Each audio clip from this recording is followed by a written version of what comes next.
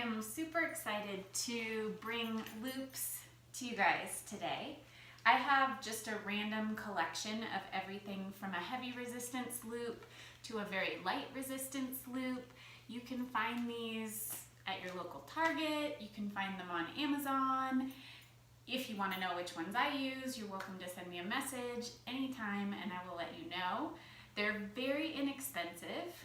Another reason I absolutely love them is they can go with you anywhere. So if you're a traveler, they're not like a set of hand weights, which you'd have to pay a fortune to travel with. These are simple, easy, they fold up nice and snug. I love them. You can do upper body with them, you can do lower body with them, you can do core with them. They're pretty much an all-around amazing, amazing tool. So with this particular video, I'm gonna take you through some classic Pilates exercises.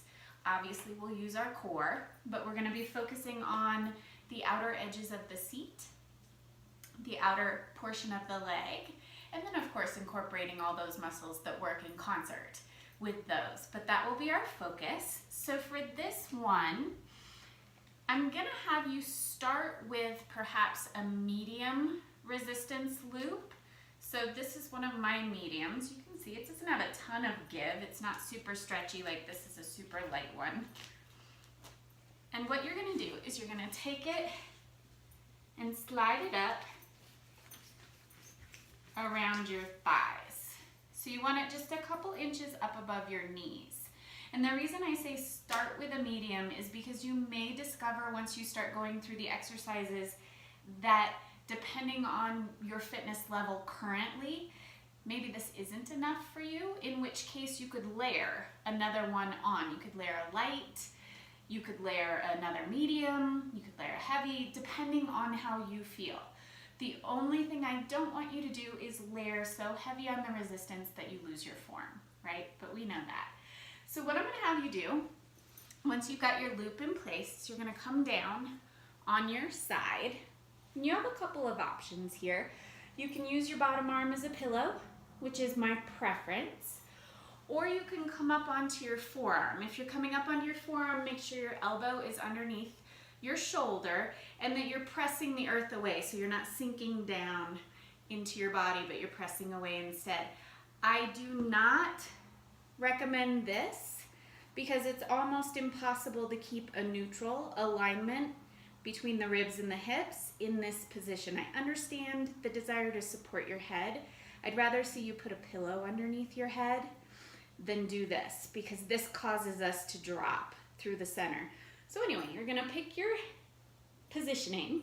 If you're lying all the way down, I do want you to take a moment to feel the difference between dropping your ribs, just doing what you would do if you were relaxing, letting gravity kind of take over, and just feel how that creates a big dip. Your ribs are not lined up with your hip bones. They're kind of catty corner to each other, and there's not a whole heck of a lot going on in your center. So in order to create that engagement, all you're gonna do is gently hover the base of your rib cage. It's gonna come up about an inch, maybe no more, maybe a little less, but it's just enough to make you feel active through your center. And if you were to take a thumb and an index or middle finger, you would find that your ribs and your hips have lined up with each other. So that's just ensuring that we're utilizing the core.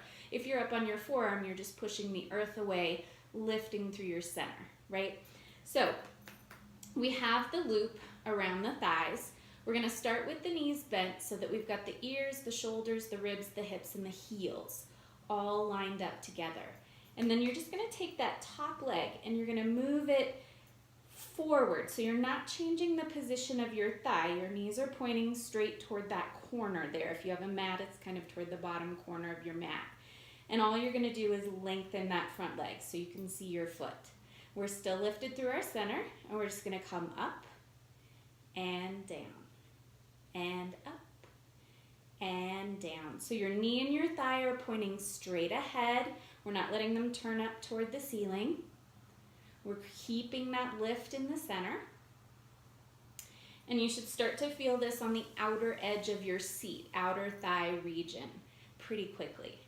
So just know that this is meant to be a cumulative sequence So the first exercise isn't going to burn you out because we're aiming to sustain throughout and build on that burn. You can exhale on the way up, inhale on the way down. So we're going to do about 5 more of these.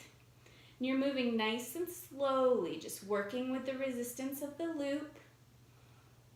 If you don't feel a lot of resistance, you might need a heavier loop. Let's do 2 more. We're going to do 1 more. And then you're going to lift up just enough to gently trigger the resistance on your loop, but you're not all the way up at the top. And then you're going to draw a small circle in the air. It doesn't matter which way you go, we'll go both ways.